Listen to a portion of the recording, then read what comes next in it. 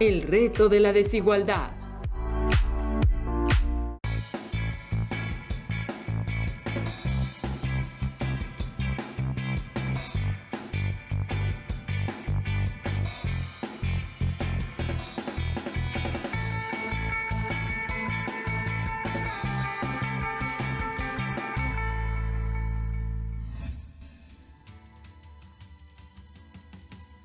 Bienvenidas y bienvenidos, alumnos de tercer grado, a otra sesión de la asignatura Formación Cívica y Ética. Soy el profesor Ricardo León Rosario, quien les hablará y orientará sobre los aspectos más importantes del tema a abordar. Lo que aprenderemos en esta ocasión deberá servir para mejorar su calidad de vida, la de su familia y la de la sociedad en general. Comencemos. En esta sesión vamos a repasar un gran problema nacional que genera múltiples problemas en todos los órdenes, que es la desigualdad social y los retos que genera para favorecer convivencias más igualitarias en todos los ámbitos de nuestra sociedad y el mundo. Para iniciar, preparen los materiales con los que puedan tomar notas de lo que les parezca relevante, para poder recuperarlas en otro momento. Puede llegar a servirles consultar a alguna persona o comentar con sus familiares, sus compañeras o compañeros, o su maestra o maestro, lo que aquí veremos. Tengan a la mano su libreta, lápiz o bolígrafo y el libro de la asignatura por si requieren consultar algunos datos. Si tienen discapacidad visual, preparen sus hojas Ledger, punzón y regleta. Vamos a dedicar nuestra atención a revisar y reflexionar sobre la desigualdad, un hecho que caracteriza nuestra sociedad y que no es algo natural. Como todo lo social, es una creación, es un orden impuesto y por ello es necesario que cobremos conciencia de su existencia para transformarla. Imaginen que pudieran viajar por el mundo o por el país. En la medida en la que tuvieran la oportunidad de conocer más personas y lugares, podrían darse cuenta de que existen diferencias económicas y sociales notorias. Al caminar entre las calles, verían casas grandes y pequeñas. En algunos lugares, la mayoría de las casas están bien construidas, mientras que en otros, las casas están inconclusas, deterioradas o son muy sencillas. De igual forma pasa con las personas, con su alimentación, su vestimenta o su educación. El acceso a bienes fundamentales como la alimentación o medicinas es desigual. ¿Se han preguntado por qué existen diferencias entre quienes todo lo tienen y quienes carecen de lo básico para tener una vida digna? La respuesta ha implicado que muchas personas se den explicaciones que van desde razones religiosas hasta quienes atribuyen esas diferencias a virtudes personales. Nuestras creencias definen la forma como enfrentamos la desigualdad. Quienes consideran que es normal, la aceptan con todas sus formas y consecuencias. Quienes asumen que es un producto de injusticias históricas piensan que es necesario aspirar a la igualdad y trabajar por ella. Para ustedes, ¿por qué existe la desigualdad? Revisemos algunas entrevistas para conocer puntos de vista al respecto. ¿Por qué crees que haya diferencias sociales entre pobres y ricos? Yo creo que lo principal es la educación. La educación es un abismo grandísimo entre los pobres y los ricos. Creo que los ricos tienen a veces un poco más de educación. Los pobres no tienen oportunidad de la educación y para mí es lo principal. Porque realmente el sistema que hemos tenido últimamente ha degradado mucho a la gente en sus adquisiciones, ¿no? O sea, ya no puedes vivir con lo que ganas realmente. O sea, el rico es más rico. Ya el pobre tiene más carencias, el poder adquisitivo es más difícil para nosotros, o sea, hay un nivel que ya no es ni medio ni bajo, o sea, es bajo o alto, ¿no?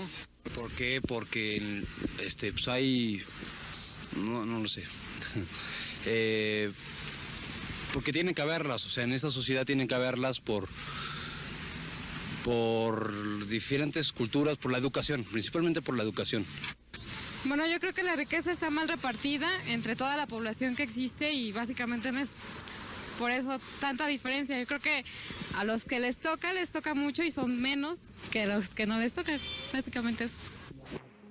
Como pudimos escuchar, la mayoría opina que la desigualdad se debe a diferencias en la educación. Para algunas personas es algo que existe y se está acentuando. Es decir, cada vez hay más desigualdad porque hay un gran número de personas que no tienen acceso a una educación de calidad. Y para otros es algo que tiene que existir. Lo ven normal. Podemos considerar que existen dos tipos fundamentales de desigualdad. La que surge de nuestras diferencias físicas y la que se crea a partir de las condiciones sociales. Entre personas siempre han existido diferencias físicas. Algunas son altas, otras bajas, algunas son blancas y otras morenas. Algunas son mujeres y otras son hombres.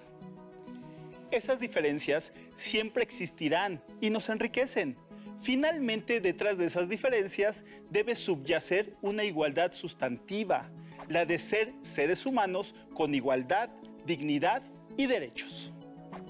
Existe otra desigualdad que surge de injusticias históricas.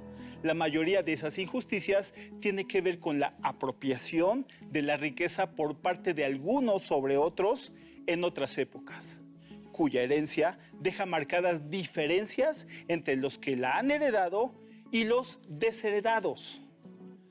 De igual forma, existieron leyes injustas que ratificaban esas desigualdades. Veamos la siguiente información en la que se explica cómo se conformaron estas desigualdades en México. Mientras la aristocracia porfirista vivía con lujos y siguiendo las modas europeas, en las haciendas, minas y fábricas, las condiciones de vida de los trabajadores eran miserables. En el caso de las haciendas, su producción aumentaba a costa del despojo de tierras comunales. En promedio, durante ese periodo, el 84% de la población era analfabeta y 1 de cada 2 niños moría antes de cumplir 1 año por la falta de atención a la salud. Este modelo de desarrollo, sostenido en lo político por una dictadura, tuvo su fin en 1910, cuando grandes grupos de campesinos y trabajadores apoyaron las reivindicaciones de quienes buscaban democratizar el régimen y eliminar la injusticia social que generó. Durante el Porfiriato se generó un modelo de desarrollo fundado en la paz social para impulsar el desarrollo económico. Era necesario en ese momento impulsar el desarrollo económico, lo que ocurrió con una marcada desigualdad. El modelo se basaba en generar más riqueza por parte de quienes ya la poseían, a costa del trabajo mal pagado de las masas pobres, lo que prolongaba la desigualdad. Para los gobiernos y las clases económicamente pudientes no existía un interés por cambiar las condiciones de pobreza de las mayorías. Todo lo contrario, su persistencia en la pobreza les garantizaba mantenerlas como mano de obra barata que les servía para generar más riquezas. Ciertamente, durante la segunda mitad del siglo XIX, en México se logró una paz social forzada que posibilitaba la generación de riqueza y bienestar. Lamentablemente, ese bienestar no fue para todas y todos. Sembró las semillas de una profunda desigualdad que prevalece hasta nuestra época. Es necesario comprender que esto es algo más complejo, que no era sencillo para el régimen porfiriano cambiar las condiciones del orden internacional que durante siglos había dirigido la concentración de la riqueza en otros países. El orden mundial ya presentaba marcadas diferencias y no ha cambiado mucho desde entonces. La desigualdad está predispuesta desde un orden mundial que concentra la riqueza en unos países y deja desprotegidos a otros. Para comprender mejor esto, veamos y escuchemos la siguiente cápsula. La brecha que separa a pobres y a ricos aumenta a pesar de que la producción de alimentos puede satisfacer las necesidades básicas de todos los habitantes del planeta. La riqueza generada se concentra en pocos países y en pocas personas. Hay países cuya población es mayoritariamente pobre, como casi todas las naciones de África al sur del Sahara. Más de la mitad de los habitantes de esta región del planeta tienen problemas para satisfacer sus necesidades básicas, como la alimentación. En otras partes del mundo, la situación es contrastante. La población de algunos países pequeños y que no cuentan con muchos recursos naturales tiene acceso a educación, agua potable, servicios de salud eficientes, carreteras, entre otros servicios. Es decir, gozan de una calidad de vida superior a la de los habitantes de otras naciones, donde a pesar de tener grandes recursos naturales, la mayoría de su población vive en condiciones de pobreza. Tal es el caso de México y Brasil. Brasil es llamado Belindia, porque el 15% de la población vive como si fueran ciudadanos de Bélgica y el 85% restante viven como habitantes de la India. Según datos de 1999, México ocupa el lugar número 16 en términos de producción económica a nivel mundial.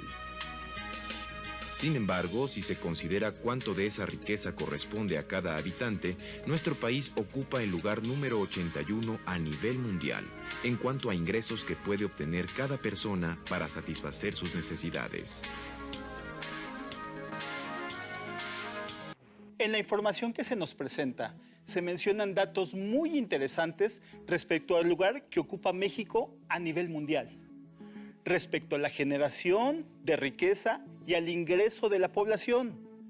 Se dice que México ocupa el lugar 16 a nivel mundial en cuanto a generación de riqueza global, lo que se conoce como Producto Interno Bruto o PIB. Si la riqueza que se produce se dividiría en el número de los pobladores, nos daría el llamado Producto Interno Bruto per cápita, por cabeza. Y eso nos conduce al lugar número 81 entre las naciones del mundo. Este indicador nos refiere el ingreso que puede tener cada habitante a partir de la riqueza producida, aunque en valor del producido ocupemos el lugar 16 en el mundo. Al interior del país, la distribución de esa riqueza es insuficiente para dar calidad de vida a toda la población. Producir más riqueza significa elevar la producción de alimentos, medicamentos, servicios, transportes, para que cada familia cuente con lo indispensable para vivir.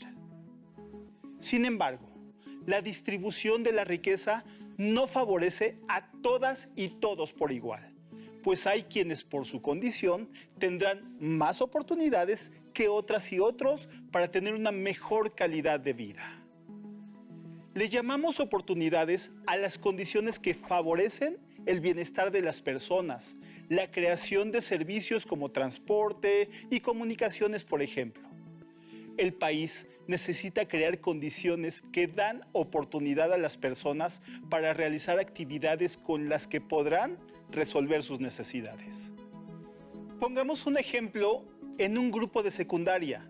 Un alumno vive en una colonia bien comunicada, a 2 calles del lugar donde pasa el autobús que lo lleva a la escuela.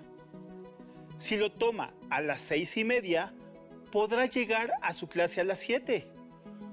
Otro estudiante vive en una colonia marginada, en la que casi no hay transportes. Tarda 1 hora en llegar a la escuela, pero si sale con el tiempo justo, el transporte pasa lleno y no lo alcanza a abordar, por lo que debe prevenirse para tomar el que pasa media hora antes, por lo que deberá tomar el transporte de las 5:30 todos los días. Aún cuando los dos llegan a las 7 de la mañana a su clase, el esfuerzo que aplicó el alumno que vive en la colonia marginada es mayor que el que le implicó al que vive en una zona bien comunicada. Esta es una de las caras de la desigualdad, la que implica situaciones de inequidad y hasta de injusticia.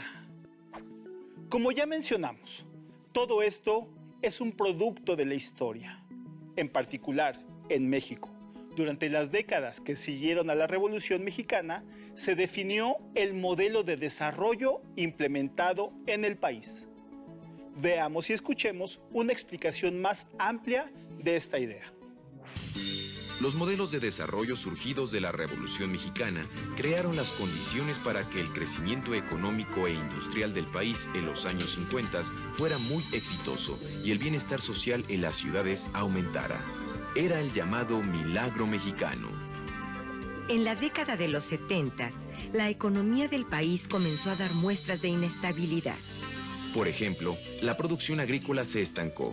En 1976 se dio la primera devaluación importante del peso frente al dólar y en esos años la deuda del gobierno hacia bancos del exterior comenzó a crecer de forma alarmante.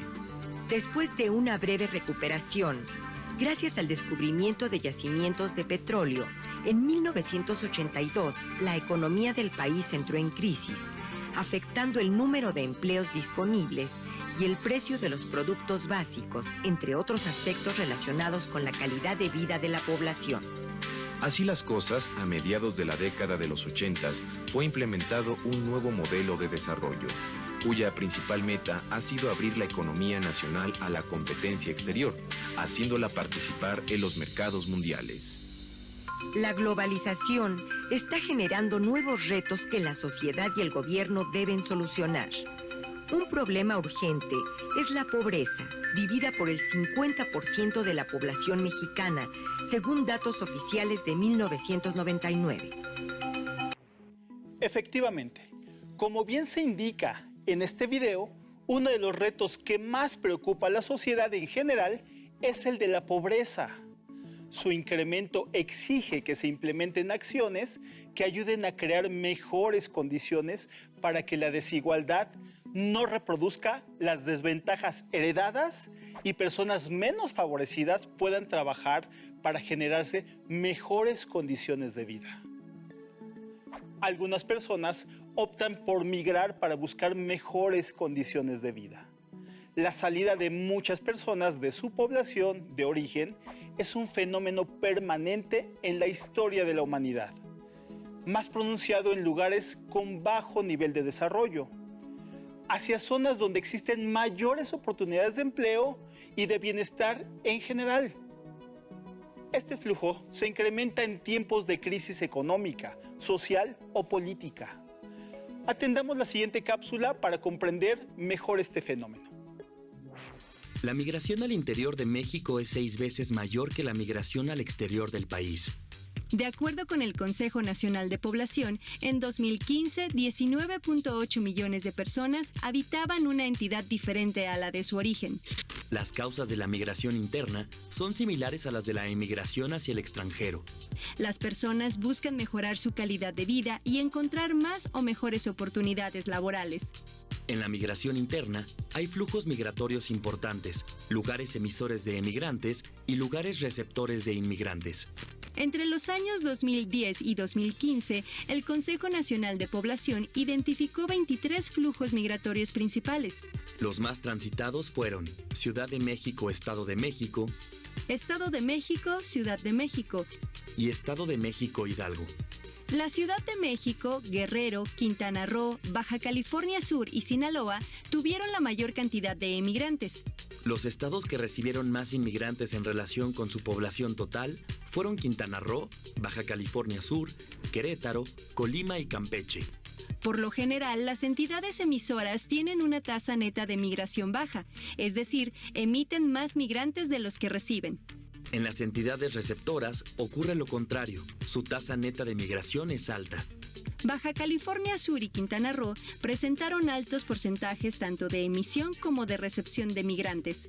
Quintana Roo fue el estado con mayor número de población nacida en otra entidad, seguido de Baja California y Baja California Sur. Hace algunas décadas, la migración interna se daba principalmente de las localidades rurales a las grandes áreas metropolitanas. En la actualidad, la migración principal se presenta de una urbe a otra urbe. Los lugares emisores de migrantes suelen tener dificultades para ofrecer empleos suficientes y servicios especializados a su población. Incluso, algunos presentan problemas de sobrepoblación. Por su parte, los lugares receptores de migrantes generalmente tienen sitios turísticos que representan oportunidades laborales para los inmigrantes. O son espacios con un alto desarrollo económico y social. O se encuentran alrededor de áreas metropolitanas. La desigualdad no se resuelve favoreciendo que las personas abandonen sus lugares de origen. Esto representa muchos sacrificios para quienes abandonan el lugar donde están sus raíces y su familia. Lo conveniente es apoyar para que las personas puedan encontrar oportunidades laborales en el lugar donde viven. Para ello muchas veces se impulsan los llamados proyectos productivos. ¿Sabes qué significa eso? Veamos este ejemplo. ¿Sabías que hay quienes comparten sus conocimientos y recursos con personas para lograr una economía justa? Por ejemplo, en 1976, Yunus fundó un banco dedicado a otorgar préstamos a las personas más pobres de su país, Bangladesh. Su objetivo no era simplemente ayudar a que los pobres sobrevivieran, sino que desarrollaran proyectos productivos que les permitieran mejorar sus condiciones de vida y salir por sí mismos de la pobreza. Con este ejemplo, vemos la importancia de la organización y del conocimiento que nos debe ofrecer la educación para ingeniarnos soluciones que nos permitan crear proyectos que promuevan las actividades productivas con las que se generen mejores condiciones de vida para los grupos con mayores necesidades. De igual forma, necesitamos de una educación que nos haga valorar la igualdad como una aspiración colectiva y que nos ofrezca ideas sobre cómo hacerla realidad. Es importante que la desigualdad se enfrente con prácticas de solidaridad y apoyo mutuo. Es necesaria la comprensión de que vamos juntas y juntos por el camino de la vida para favorecer la igualdad, tal como lo dice Benedetti. Con tu puedo y con mi quiero vamos juntos, compañero. Compañero, te desvela la misma suerte que a mí. Prometiste y prometí encender esta candela. Con tu puedo y con mi quiero, vamos juntos, compañero. La muerte mata y escucha. La vida viene después. La unidad que sirve es la que nos une en la lucha. Con tu puedo y con mi quiero, vamos juntos, compañero. Ya no somos inocentes, ni en la mala ni en la buena. Cada cual en su faena, porque en esto no hay suplentes.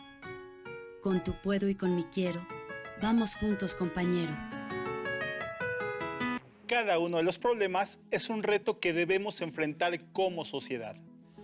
Algunos corresponden a las autoridades. Los que nos corresponden están vinculados a nuestra actitud, a favor de exigir un trato igualitario.